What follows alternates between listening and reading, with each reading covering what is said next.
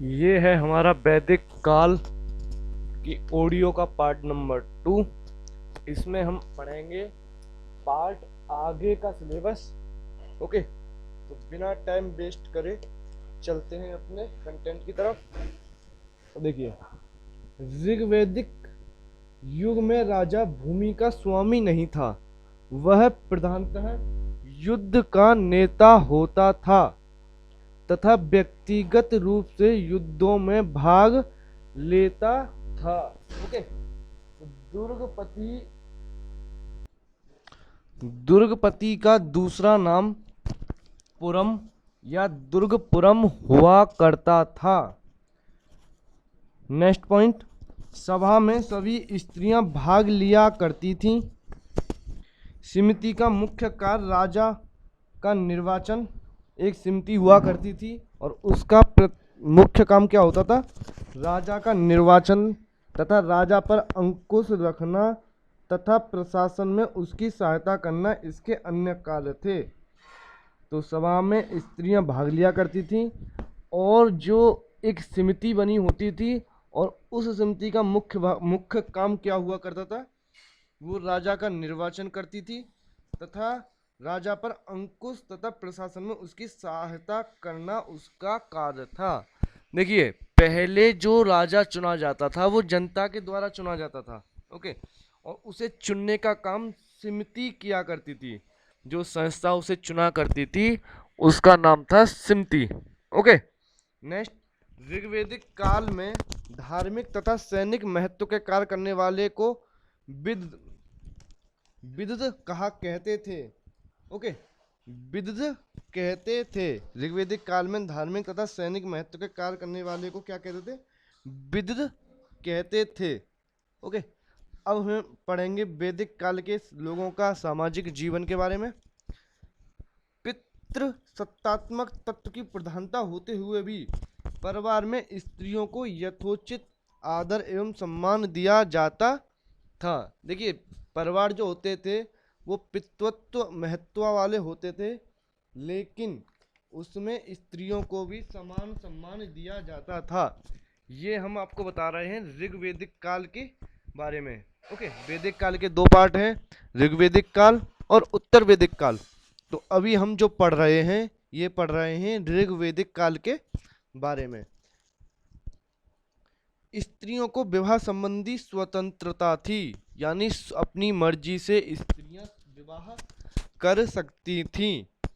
शिक्षा पाने तथा राजनीतिक संस्थाओं में हिस्सा लेने का भी अधिकार स्त्रियों को था, यानी कि स्त्रियां शिक्षा भी प्राप्त करती थी और राजनीतिक संस्थाओं में भी भाग लिया करती थीं। ओके, अब देखिए, यहाँ पर इस काल में एक वर्ड था जो काफी ज्यादा यूज में आया करता था। ओके, वो था अमाजू।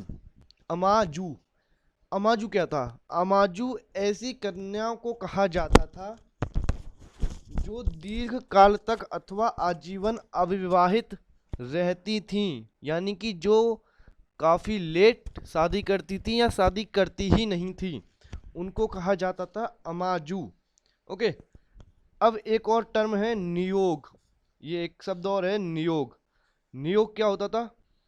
नियोग मृत व्यक्ति की विधवा से उसके छोटे भाई या निकट संबंधी का विवाह करना नियोग कहलाता था। ओके, इस काल में नियोग, विधवाओं का पुनर्विवाह, अंतर जातीय विवाह होते थे। ऋग्वैदिक काल के बारे में पढ़ रहे हैं हम, और इसमें हमको ध्यान में रखना है कि इसमें नियोग यानी कि किसी की विधवा से किसी दूसरे की निकट संबंधी या छोटे भाई की शादी कर देना, विधवाओं का पुनर्विवाह, ओके, अंतर जातीय विवाह, ये सब हुआ करते थे। लेकिन यहाँ पर विशेष बात इस बात का ध्यान रखना है कि ऋग्वैदिक काल में, ओके, ऋग्वैदिक काल में सती प्रथा नहीं होती थी और बाल विवाह नहीं होते थे। आर्यों का प्रारंभिक सामाजिक वर्गीकरण वर्ण एवं कर्म के आधार पर हुआ। आर्यों के तीन प्रमुख वर्ग थे, ब्राह्मण, क्षत्रिय तथा वैश्य। यह वर्गीकरण जातिगत या जन्मजात न होकर कर्म के आधार पर निश्चित किया गया था। यानी कि इनके तीन तरह से डिवाइड था इनका जाति, ब्राह्मण, क्षत्रिय तथा वैश्य। और वो जन्म के आधार पर ये डिवाइड नहीं थे। यानी कि यही नहीं था कि ब्राह्मण के यहाँ पर जन्म लेने वाला ही ब्राह्मण हो। वो अपने कर्म के हिसाब से डिवाइड थे। जो तंदुरुस्त और बलवान थे वह क्षत्रिय, चाहे वो किसी भी कम्युनिटी से हों, किसी भी जाति पाति से हों, वो क्षत्रिय कहलाते थे। ओके। और जो शिक्षा दिया करते थे ब्राह्मण, बाकी जो इन लोगों के काम धाम किया करते थे उनको वैश्य कहा करते थे। ये जातिगत नहीं थे, ये कर्म के आधार पर इनको दिए गए थे। जाति इनकी कर्म के आधार पर बनाई गई थी। ओके। तो आर्यों का प्रारंभिक सामाजिक वर्गीकरण वर्ण एवं कर्म के आधार पर हुआ था। आर्यों के तीन प्रमुख वर्ग थे, ब्राह्मण, क्षत्रिय तथा वैश्य। यह वर्गीकरण जातिगत या जन्मजात न होकर कर्म के आधार पर निश्चित किया गया था।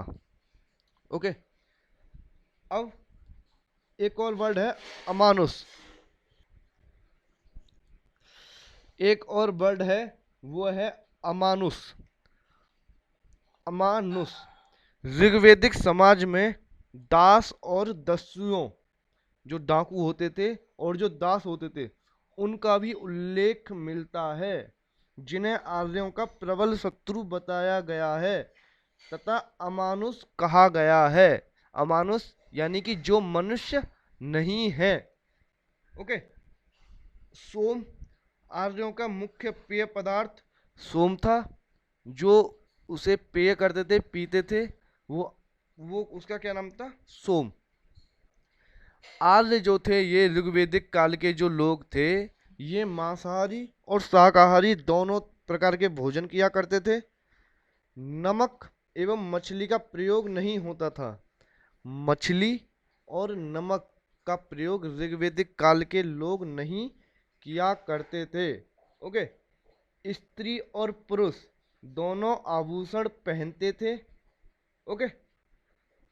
यानी कि स्त्री भी और पुरुष भी दोनों ही आभूषण ग्रहण किया करते थे। ओके। अब देखिए नया इनका, हमने इनके बारे में क्या क्या पढ़ लिया? सामाजिक जीवन पढ़ लिया। ओके। राजनीतिक जीवन पढ़ लिया। और अब हम इनके बारे में पढ़ेंगे आर्थिक स्थिति। इनकी आर्थिक स्थिति किस प्रकार की थी? गाय जो थी सबसे उत्तम धन था। इसमें एक निष्क टर्म का यूज होता है इस ऋग्वेदिक काल के लोगों के द्वारा। निष्क एक आभूषण, सोने का हार था। सोने का जो हार होता था उसे निष्क कहा जाता था। बलि, एक और टर्म है बलि। प्रजा स्वेच्छा से राजा को उसका अंग देती थी, जिसे बलि यानी चढ़ावा कहा जाता था। ऋग्वेदिक काल में प्रजा जो स्वेच्छा से राजा को उसका अंश देती थी, कर देती थी स्वेच्छा से, वो बलि कहा जाता था। ओके। अब ऋग्वेदिक काल के धार्मिक स्थिति देख लेते हैं। इनकी धार्मिक स्थिति के बारे में थोड़ा सा जानकारी ले लेते हैं। देवताओं में सर्वोत्तम स्थान इंद्र को दिया जाता था। ऋग्वेदिक काल में जो सबसे बड़े भगवान या सबसे बड़े देवता थे, जो वो इंद्र थे। अग्नि देवता देवताओं और मनुष्यों के बीच मध्यस्थ थे, जिसके माध्यम से देवताओं को आहुतियां दी जाती थीं। ओके। वरुण थे जल के देवता। सोम थे पौधों के देवता। ओके। ये सोम रस का पान करते थे, सोम रस को पीते थे, और उनके जो देवता थे और सोम को पौधों का देवता माना जाता था। यज्ञों का अत्यधिक महत्व था। यज्ञ जो थे उनका अत्यधिक महत्व था। देखिए ये रामायण महाभारत ये सब उसी ही काल की घटना है। जो लोग रामायण को देखते होंगे वो समझते, इन सब चीजों को भली भांति जानते भी होंगे। ओके। यज्ञों का अत्यधिक महत्व था। इंद्र को पुरंदर भी कहते थे। इंद्र जो था उसको पुरंदर भी कहा जाता था। ये समय रामायण महाभारत से भी पहले का समय था, लगभग वही समय, रामायण महाभारत से लगभग पहले का समय। रामायण महाभारत के काल में भी काफी कुरीतियां आ चुकी थी समाज में, ये उससे भी पहले का समय था। इस समाज में, ऋग्वेदिक काल वाले समाज में, कोई लगभग कोई भी क्रूति नहीं थी, ना तो जात थी ना पात थी। जाति पात तो ये बाद में बनी है, उस टाइम कर्म के हिसाब से उनका डिवाइड था, जो जैसा कर्म करेगा उसे उसी जाति में रखा जाएगा। ओके। तो ये जितनी भी कुरीतियां आई हैं, ये सती प्रथा हुई, बाल विवाह हुए, ये सब ऋग्वेदिक काल के बाद में हुए। ब्राह्मण ब्राह्मणवाद धर्म, जो ब्राह्मणों का ब्राह्मणवाद जो आया है वो भी इसके बाद ही आया है। ओके। जितने भी कर्म कांड, ये जितनी भी चीजें आई हैं, ऋग्वेदिक काल यानी उत्तर वैदिक काल की घटनाएं हैं ये सब। तो अब हम उत्तर वैदिक काल के बारे में पढ़ेंगे। ओके। तो उत्तर वैदिक काल का जो समय है वो 1000 ईसा पूर्व से 600 ईसा पूर्व तक का समय है। ओके। उत्तर वैदिक काल में हम धार्मिक कर्मकांडों की तरफ बढ़ने लगे थे, यानी कि धार्मिक कर्मकांड जितने भी थे हम उनकी तरफ बढ़ने लगे थे। एक इसमें वर्ड यूज होता है उत्तर वैदिक काल में, कृष्ण अयस। कृष्ण अयस, लोहे को कृष्ण अयस कहा जाता था। देखिए, लोहे का ऋग्वेदिक काल में लोहे की लोहा नहीं था, वहां पे कांसे का प्रयोग किया जाता था। लेकिन उत्तर वैदिक काल आते आते लोहे की खोज हो गई थी। ओके। तो लोहे को क्या कहा जाता था? लोहे को कहा जाता था कृष्ण अयस। लोहे को कृष्ण अयस कहा जाता था। तकनीकी विज्ञान के दृष्टिकोण से लोहे का प्रयोग सर्वाधिक महत्वपूर्ण था। ओके। तो लोहे का जो आविष्कार हुआ था वो तकनीकी रूप से काफी इंपॉर्टेंट सिद्ध हुआ था। ओके। अब हम उत्तर वैदिक काल के लोगों का राजनीतिक जीवन के बारे में देख लेते हैं। राष्ट्र शब्द, जिसका अर्थ प्रदेश या क्षेत्र होता है, सर्वप्रथम इसी समय प्रयोग में आया। जो राष्ट्र शब्द है वो इसी ही समय उत्तर वैदिक काल में ही प्रयोग में आया था। उत्तर वैदिक काल का सर्वाधिक विकसित जनपद पांचाल था। पांचाल क्षेत्र जो था वो सर्वाधिक विकसित जनपद था। अच्छा, देखिए, रामायण और महाभारत इसी ही काल की घटनाएं हैं। इस काल की घटनाएं कौन कौन सी हैं? रामायण और महाभारत। तो ध्यान दें, हड़प्पा सभ्यता महाभारत हड़प्पा सभ्यता रामायण महाभारत से बहुत पहले की बात है। जो हड़प्पा सभ्यता है वो रामायण और महाभारत से काफी पहले की बात है, तथा ऋग्वेदिक काल भी रामायण महाभारत से पहले की बात है। उत्तर वैदिक काल रामायण महाभारत के समय की बात है, यानी रामायण और ये महाभारत जो भी एक धर्म ग्रंथ बने हुए हैं ये उत्तर वैदिक काल में बने हुए हैं। ओके। अब कुछ यज्ञ भी हुआ करते थे उत्तर वैदिक काल में, हम उन यज्ञों के बारे में भी देख लेते हैं। एक हुआ करता था राजसूय यज्ञ। ऐसा माना जाता है कि इससे राजा को दिव्य शक्ति प्राप्त होती थी। राजसूय यज्ञ से राजा को दिव्य शक्तियां प्राप्त होती थी, ऐसी उस टाइम के लोगों की धारणा हुआ करती थी। ओके। नेक्स्ट युद्ध का नाम था वाजपेय। राजा रथों की दौड़ का आयोजन करता था, जिसमें राजा का रथ उसके अन्य बंदियों के रथों से आगे निकलता था, यह निश्चित था। ओके। वाजपेय यज्ञ जो होता था उसमें राजा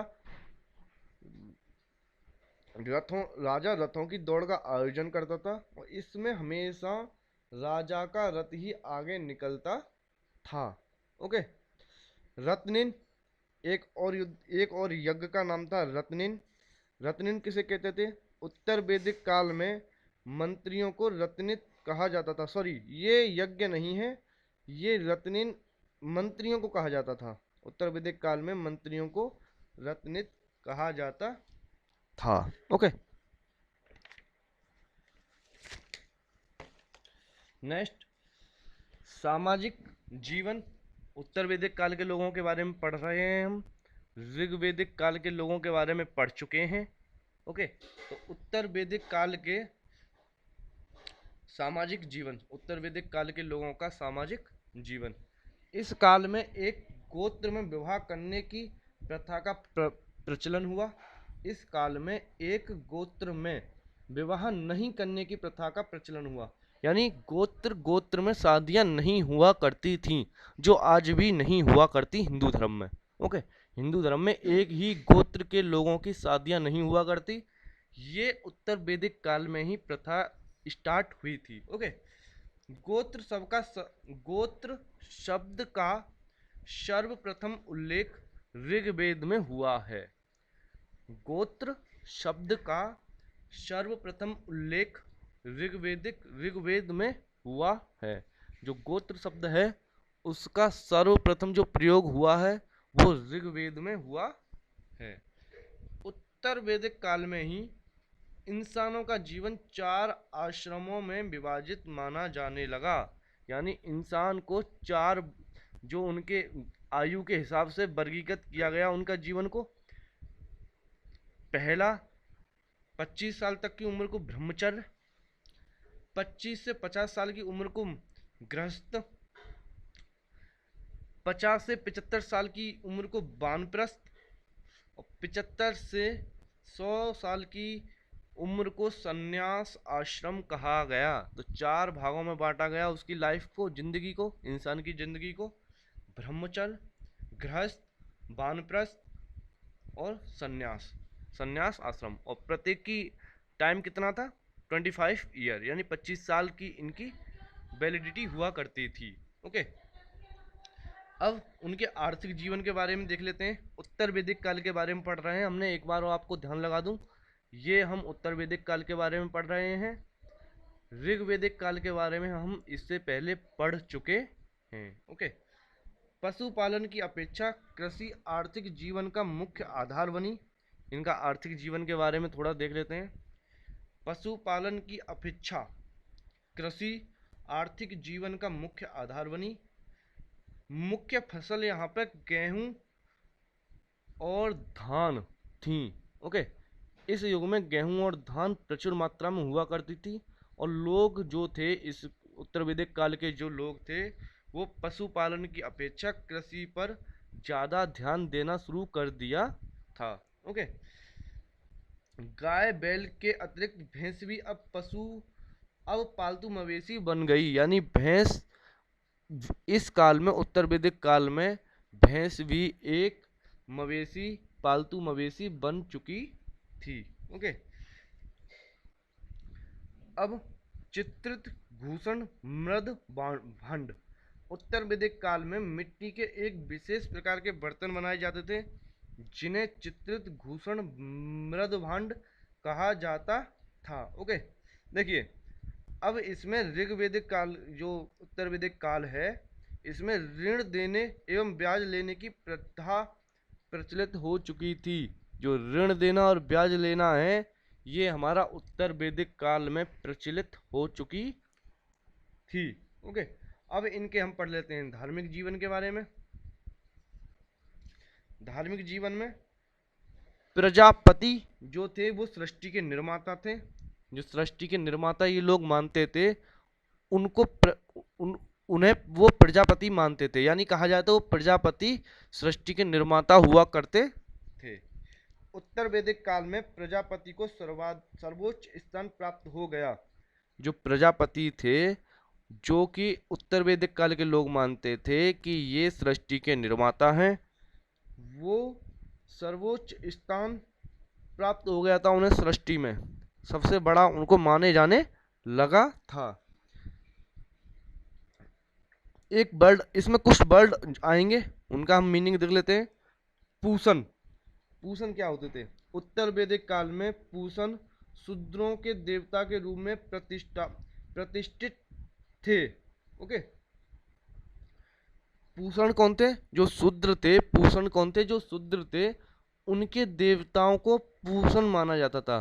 कहा जाता था कि जो शूद्र हैं उनके देवता पूषण हैं। ओके, नेक्स्ट अब हम पढ़ लेते हैं वैदिक साहित्य के बारे में। ओके, अब वैदिक साहित्य के बारे में, तो इससे आगे वैदिक साहित्य को हम, वैदिक साहित्य का जो साहित्य है उसको हम नेक्स्ट वीडियो में पार्ट नंबर 3 में पढ़ेंगे। ये था पार्ट नंबर 2 और उसमें हम वैदिक साहित्य पूरा और तकरीबन 60 से 70 क्वेश्चन वैदिक काल से उनको स्टडी करेंगे। तो वो भी तकरीबन 20-22 मिनट की वीडियो होगी। ओके, तो मिलते हैं नेक्स्ट वीडियो में। Thank you.